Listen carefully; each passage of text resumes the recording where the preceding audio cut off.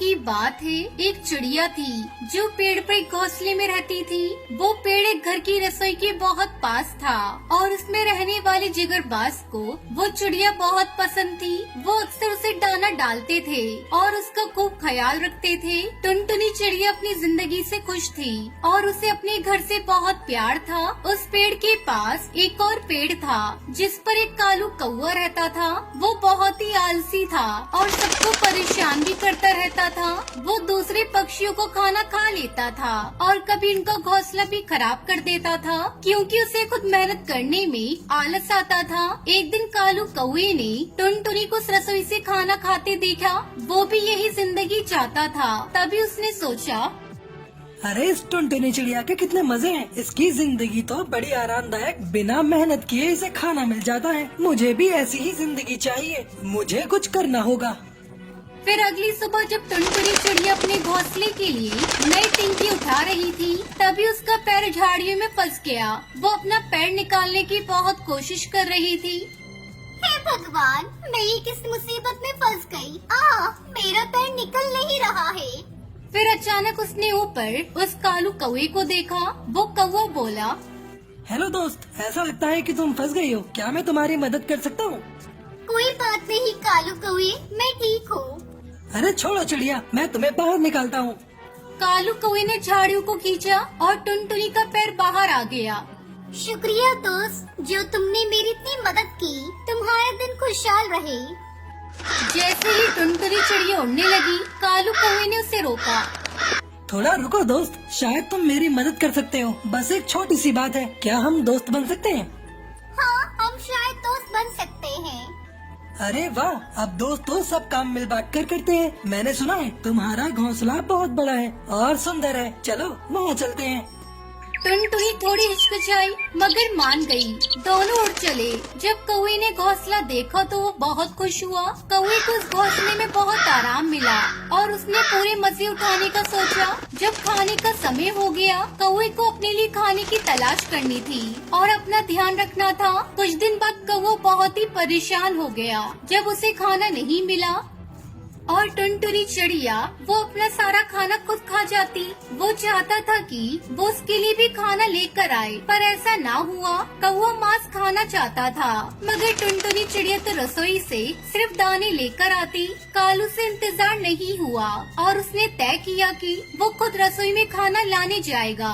एक दोपहर वो चिमनी से नीचे रसोई में गया। उसे मछली बनने की खुशबू आई और वो रुक न पाया। उसने थोड़ा सा चखा और फिर थोड़ा और, फिर वो लालची हो गया और सारी मछली खाना चाहता था। इस दौरान वो थाली जमीन पर गिर गई। घर के लोगों ने आवाज सुनी और भागते हुए रसोई में आ गए। कौन है यहाँ? अरे कौवे, अब तो तू गया। मेरा शिकार खाएगा? कालू कौवा थर-थर कांपने लगा और भागने की कोशिश करने लगा मगर बहुत देर हो चुकी थी। जिगरबाज ने उसे पकड़ लिया और उसकी खूब पिटाई की। उसे अपनी लालच की सजा मिल गई। तो इसलिए दोस्तों कहते हैं कि लालच बुरी बला है। एक गांव में टुनटुनी चिड़िया अपने बेटे गोलू के साथ रहती थी। उसके पति की मौत कई साल पहले हो चुकी थी। वो सिलाई करके अपने बच्चे को पाल रही थी। वो दुकान से कपड़े लाकर उन्हें घर में सिलती थी। एक दिन, माँ, कल मुझे स्कूल की फीस देनी है और मुझे एक किताब भी लेनी है। कल वह मुझे दिलवा देना। ठीक है बेटा, आज जो पैसे मिलेंगे उससे मैं तुम्हारी फीस भर दूंगी और किताबें भी दिलवा दूंगी। टुनटुनी सिले हुए कपड़े लेकर दुकानदार के पास जाती है पर दुकानदार उस समय से पैसे देने से मना कर देता है। ये सुनकर वो बहुत निराश हो जाती है और चुपचाप घर की ओर चल देती है।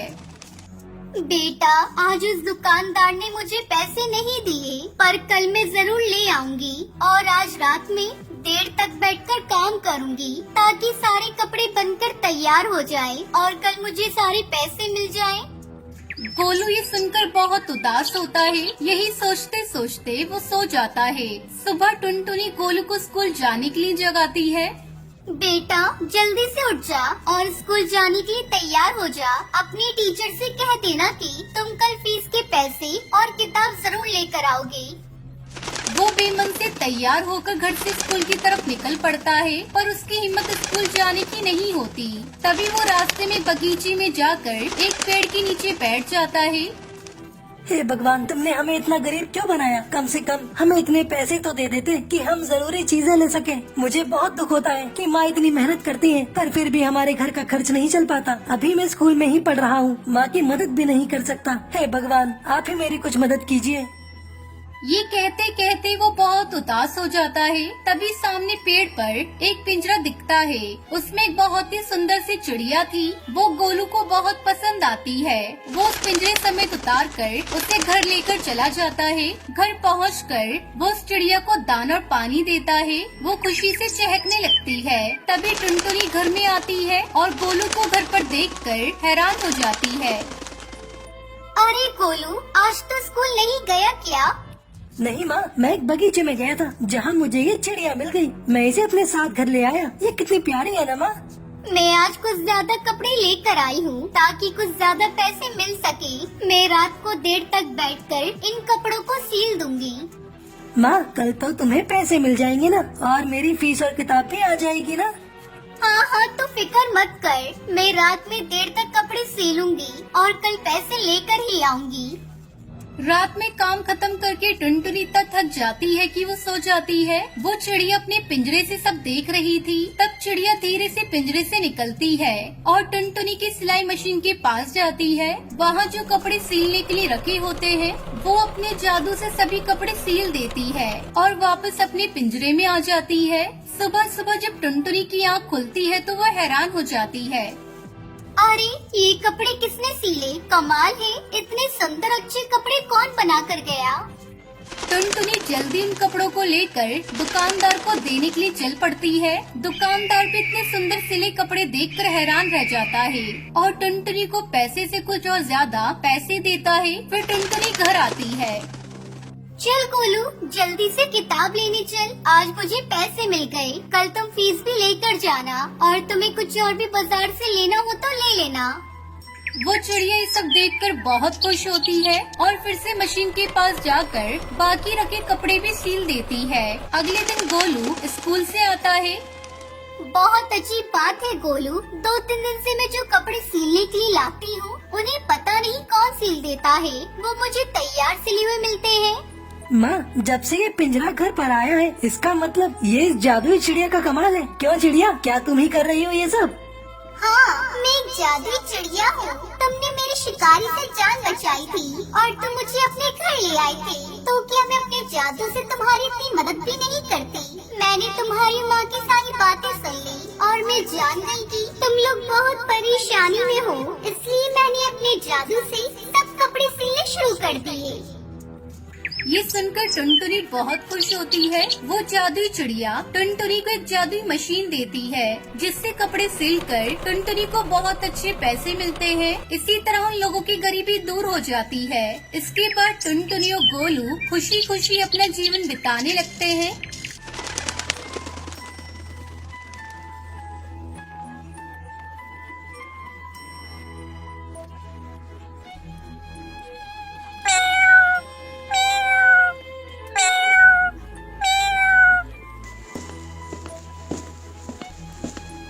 किसी जंगल में समोसे से बना एक बहुत सुंदर घर हुआ करता था। उस घर के अंदर ढेर सारा खजाना मौजूद था, लेकिन जो भी लालची पक्षी उस खजाने को हासिल करने चाहता, वो जलकर राख हो जाता था। उसी जंगल के पास वाले गांव में टुनटुनी नाम की भिखारन चिड़िया रहती थी। मुझे बहुत भूख लगी है। भगवान के नाम पर कोई मुझे खाना दे दो। भगवान आपका भला करेगा। अरे, ये सुबह सुबह भिखारन मेरे घर पर कहाँ से आ गई? चल भाग यहाँ से, मैं तुझे कुछ नहीं देने वाला। इस तरह हरी तोता टुनटुनी चिड़िया को डांट कर भगा देता है। सारा दिन भीख मांगने के बाद भी टुनटुनी को पेट भर खाना नहीं मिलता। इस तरह वो बहुत ही गरीबी में अपने दिन बिता रही थी। फिर एक दिन उसे बहुत जोरों की भूख लगी थी। मैंने 4 दिनों से कुछ नहीं खाया है। ये गांव वाले खाना नहीं देते हैं। हे भगवान, अब मैं क्या करूं? तभी टुनटुनी को कालू कौवे के घर से खाना पकने की खुशबू आने लगती है। लगता है सामने वाले घर में खाना बन रहा है। इस तरह भूख से मजबूर होकर वो खिड़की से कूदकर कालू के घर में दाखिल हो जाती है और रसोई से रोटियां चुराकर खाने लगती है। तभी उसकी पत्नी सुंदरी कौवी देख लेती है। अरे चोर चोर पकड़ो, देखो हमारे घर में चोर आ गया है, कोई तो आओ जल्दी। अपनी पत्नी की आवाज सुनकर कालू एक बड़ा सा डंडा लेकर वहाँ आ जाता है और टुनटुनी को डंडे से मारने लगता है। अरे मुझे छोड़ दो, मुझे माफ कर दो, मैं बहुत भूखी थी। मैंने 4 दिनों से कुछ नहीं खाया, इसलिए मैं तुम्हारे घर खाना चुराने आई थी। भगवान के लिए मुझे माफ कर दो। नहीं नहीं, तुझे नहीं छोड़ूंगा। तेरे जैसे चोर को मैं अच्छा सबक सिखाऊंगा। इतना कहकर कालू वहाँ अपनी पालतू बिल्ली लेकर आ जाता है। चल मेरे प्यारे बिल्ली, इस भिखारन को काट कर इसका बुरा हाल कर दे, ताकि ये दोबारा चोरी करने की हिम्मत ना कर सके। ये कहकर कालू अपनी बिल्ली को टुनटुनी पर छोड़ देता है। वो बिल्ली टुनटुनी के पैरों को बुरी तरह काटने लगती है। मर गई रे। अरे कोई बचाओ मुझे इस बिल्ली से, ये मुझे मार देगी। उससे डर कर टुनटुनी देखते ही देखते भागते जंगल में पहुंच जाती है। तभी उसे अपने सामने जादुई समोसे का घर दिखाई देता है। टुनटुनी फौरन दरवाजा खोलकर अंदर चली जाती है। उसके बाद वो बिल्ली भी वहां से लौट जाती है। अंदर जाते ही टुनटुनी को ढेर सारे सोने के सिक्के दिखाई देते हैं। ये देखकर वो बहुत खुश होती है। अरे बाप रे, ये घर तो खजाने से भरा हुआ है। तभी वहाँ एक आवाज गूंजने लगती है। मैं तुम्हारे बारे में सब कुछ जानता हूँ। तुम्हारे गांव वालों ने तुम्हारे साथ बहुत बुरा बर्ताव किया है, लेकिन तुम चिंता मत करो, आज से तुम इस घर में रह सकती हो। ये घर तुम्हारी हर जरूरत को पूरा करेगा। तुम इस घर को हवा में उड़ाकर कहीं भी ले जा सकती हो। ये सब सुनकर टुनटुनी बहुत खुश होती है। अरे वाह, अगर ऐसी बात है तो चलो जादुई समोसे के घर, मुझे हवा में उड़ाकर मेरे गाँव ले चलो।